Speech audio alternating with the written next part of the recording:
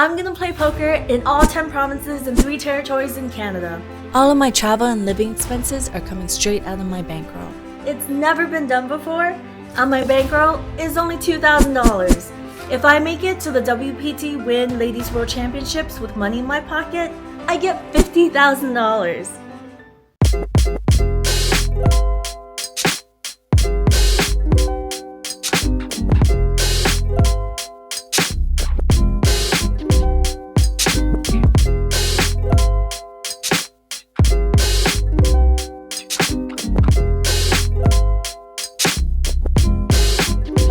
So my very first session, I go to Casino Niagara. I haven't been in there in ages. It's the only place with poker now in Niagara Falls. I'm not even sure if the whole challenge is doable. I exchanged my starting 1,000 US, which comes out to be exactly 1332 Canadian, and I wait and eventually get a seat at 1-3. So this hand happens. Under the gun limps $3. I make it $10 from next position with ace queen, ace of spades, queen of clubs. Cutoff calls, button calls, big blind calls, and under the gun calls. Pot is now $61. Queen 10-6 rainbow flop. I bet $25. Cutoff folds, button, big blind, and under the gun call. Pot is now $161. Remember, we're starting with $300. Turn is an ace of diamonds. So now we have top two, ace, queen. I bet $65, and now big blind check raises me all in. Yeah. Now, I have no reads on her. I have no reason to believe that she's only going to do this with like a naked ace. Sure, she could have sixes. I don't think she'll have tens. She probably would have squeezed pre-flop some of the time. And I'm just praying she has ace 10 here, but I can't fold, right? We only start with 100 big blinds. I'm stacking off here with top two. And I have no idea how these players play. I don't know what I don't even remember what a real 1-3 game is even like anymore. Nonetheless, I call it off and she has king jack. So I lose a buy-in immediately. A huge part of the reason why I even agreed to this challenge in the first place is because I knew I was going to have half of my bankroll online. Now, Canada is a huge country. I knew I wasn't always going to be able to find a live game everywhere I went. So it was really important to me that if I'm somewhere super remote or just have some downtime, I can just fire up some tables on my phone or on my desktop in my hotel room. Right now, when you make a brand new account with deposit code XU8N, you will immediately get $50 when you deposit $100 and be eligible for all the other deposit bonuses out there right now. On top of that, I am raffling off a $12,000 WPT World Championship seat. It's a must play at the Win and only eligible for Canadians. A few hands later, probably in the same orbit, there's two limps. I overlimp with queen jack from like low jack or high jack. 5 callers total. Pot is $15. Queen 10-5, 2 diamonds. I bet $5. Get 3 callers. Turn is a queen. Offsuit queen, but there was a flush draw on the flop. Now, player to my left, so middle position, ends up leading $20. I call. River is a king. So I have trips with queen jack. Pretty good kicker, but my spidey senses are just super tingling, okay? This person who's leading out to me just looks super strong. I know like on the river he's betting small, and I don't know if he missed a draw, if he would make it the same size, but I just decided to call, and he ends up showing king queen for a full house. So immediately I'm like, wow, this challenge is gonna end today. Like, I'm not gonna make it past Niagara Falls because I'm just gonna go broke. But after that first hour where a few other iffy things happened, I managed to take down a few small pots, got lucky, and basically just fighting for pots that other players seemed disinterested in and kind of assessing and calculating who are the trappy players who you shouldn't try to take stabs at in the pot with if they're around. But later in the night, the game actually gets pretty good. So middle position raises to $15, cutoff calls, small blind calls. I'm in big blind and I make it $60 with king queen offsuit. The straddle, who only has the straddle in so far, hasn't acted, hangs and calls the $60. and he has like $300 starting stack. Middle position calls, but now cutoff reshoves for 200 more. Okay, he had just below starting stack. I think this is a really peculiar spot, and I think that, and I'm pretty sure that the straddle position was tanking, like seriously tanking, like he wasn't sure what to do with his hand. So I do only have king queen, but in this situation, I feel like with the dead money in there, it's just a perfect time for me to isolate. And I end up shoving since I covered everybody and got the straddle position to fold. And turns out my opponent from the cutoff only had queen 10 offsuit, and I had him dominated and scooped the pot. Straddle later on says that he had pocket nines. So, I mean, we hit a king anyway, so we would have made more money if he was in the pot, but nonetheless, we got him to lay down something that had really good equity in the hand. Hey guys, I just finished day 1 of my challenge. Things went pretty well. I kind of hacked things a little bit. I invited my parents and they paid for the hotel and food and drove me here. So didn't have to pay that in expenses. Luckily, I still had a pretty good day. I am up $1,165, which is a pretty good feat at 1-3. It's just under 4 buy-ins. I have super fond memories here. This is really where I started playing 1-3 no limit cash games. Back in the day when I was in college, I used to either drive here from Toronto or Waterloo. And for a few months, I actually just stayed at the hostel down the street just to grind the cash games here. And it was a pretty wild time in my life, but I mean, it's brought me this far, so guess no complaints. This also was the last place I had a big 6-figure score with a super nice trophy. So it was a WPT side event. Took it down. I'm hoping for another one soon, maybe when the WPT comes back into town. So yeah, I'm not quite sure what I'm gonna do yet for my next stop. I think today I will play another session at Casino Niagara since I'm already here. And I still want to save about $4,000 or $5,000 before I go anywhere too crazy, just to give myself that cushion for a flight back if I need it.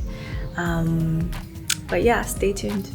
So on day 2, I started at the 1-3 game, but I kept on looking over at the 2-5 game because it looked really juicy. And I told myself that if I made $700, as in if I ran up my $300 stack to $1,000, I would go take a shot at 2-5.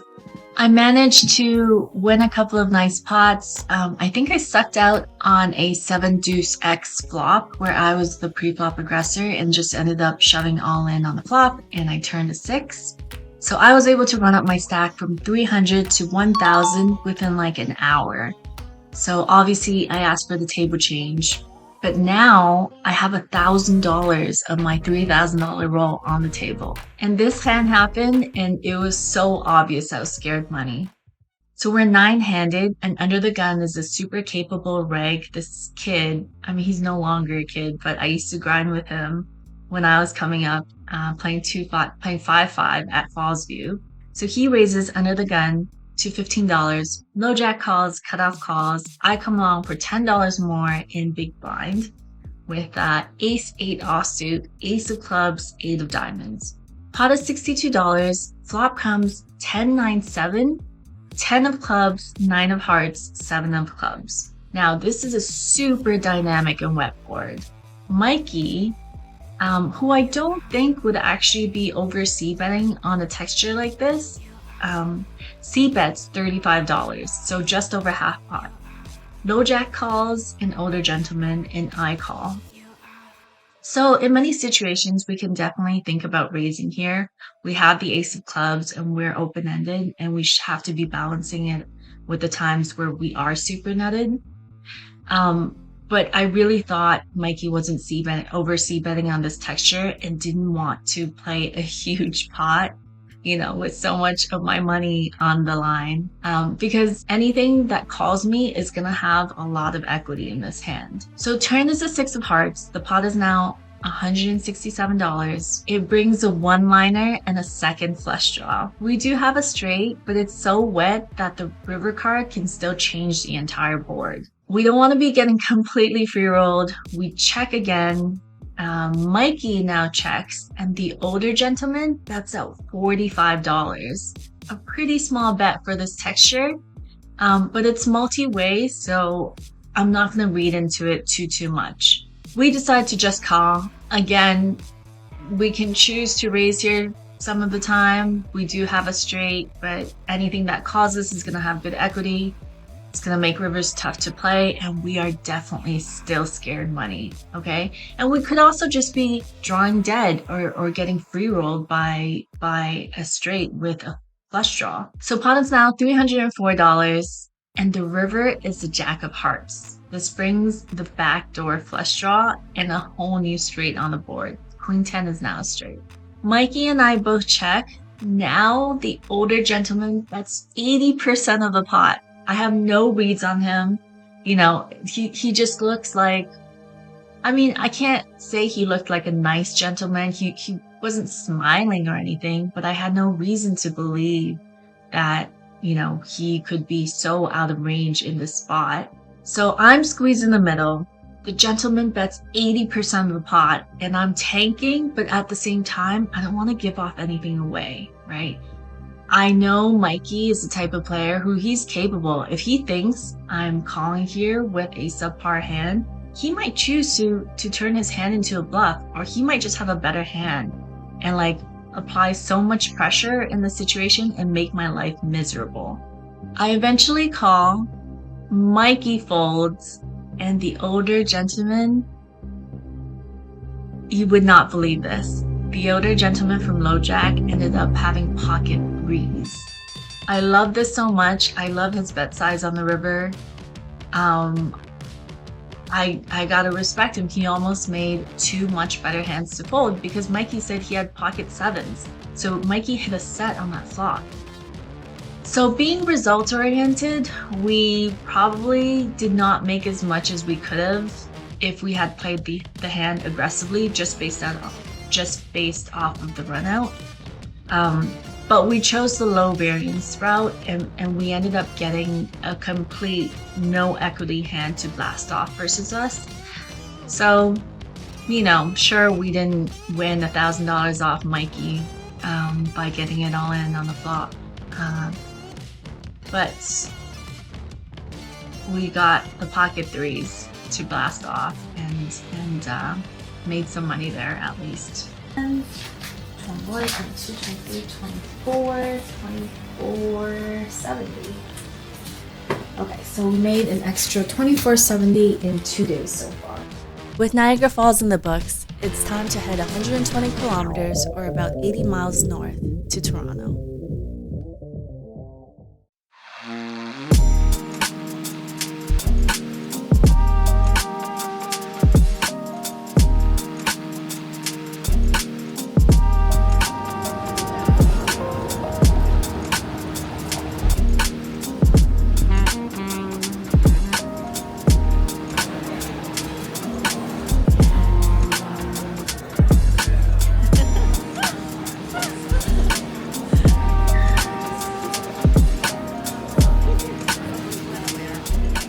Today's day 3 of the challenge. I'm doing really well so far. I'm up over $2,400 in 2 sessions, and today I'm gonna go to another casino near where my dad lives. However, I'm not gonna finish this challenge just by staying in one spot, so I'm actually gonna have to pull the trigger and pay for some flights. So I'm finally gonna pull the trigger. I'm gonna pay for my first flight. It's gonna be from Toronto to St. John's, Newfoundland, and it's gonna set me back $475 for a one way.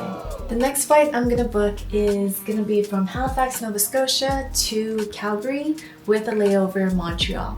I'm so sorry to all my French Canadian friends, and I love Montreal. It's one of my favorite cities in the world. However, because of the contest and how limited time I have, I'm not gonna make a full stop there, especially since WPT Global just had an amazing event. So I'll come visit you guys next time, but this time I'm just gonna make a layover, maybe go to Casino Montreal, maybe play ground poker if I have time. and be on my way to another province. Today is day 3 of the challenge. I'm still in Ontario. I'm outside Woodbine Casino. I'm gonna play some 1-2 or 2-5. I did just spend $1,000 in flights today, so I'm gonna have to make that back somehow. So we come back from Niagara Falls on the same day, day 2, but I still want to build more of a cushion. So on day 3, we're still in Toronto and we decide to go to Woodbine Casino. This is a brand new casino that opened. It's in Toronto proper, but honestly, it wasn't actually my favorite atmosphere. I played 2-5 because the rake across the board, any game, any stake, was the same. There was just like a lot of tension in the room. The dealers were not super experienced and we were paying so much rake that it definitely felt unbeatable at lower stakes. In addition, I couldn't make any hands except for, okay, I did suck out with queens once, but this gentleman did slow roll me with his flop set in a 4-bet pot. And I did flop quads twice. However, it's really hard for your opponents to have anything when you have all the cards, so those pots were tiny. And I ended up losing $90 at Woodbine. So all in all, my time in Toronto, Ontario netted me $2,391 in profit. I don't know why I have that extra $1. Usually I just like give it to the dealer or something, but I think I was like really counting the rake I was paying and the dealer tips and everything. At least for my first couple of sessions that I didn't want to lose on that value. So I apologize to all the rooms and the service people that I interact with throughout this trip if I am a lot stingier than usual. So all in all, I profited $2,391 through poker in Toronto, Ontario, and I spent a total of $36 on food and transportation because I got to live at home and I had a car to drive. Next up is St. John's, Newfoundland. I'd never been east past Montreal before in Canada. I was super excited.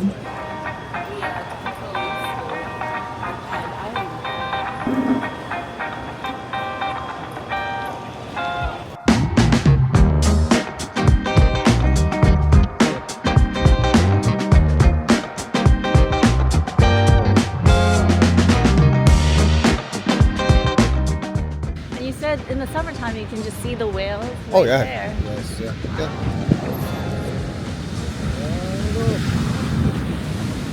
I actually carved out an extra day just so I could go whale watching, but then quickly found out that it's not whale watching season. Yeah, it's too cold for them. They've gone south already for the year.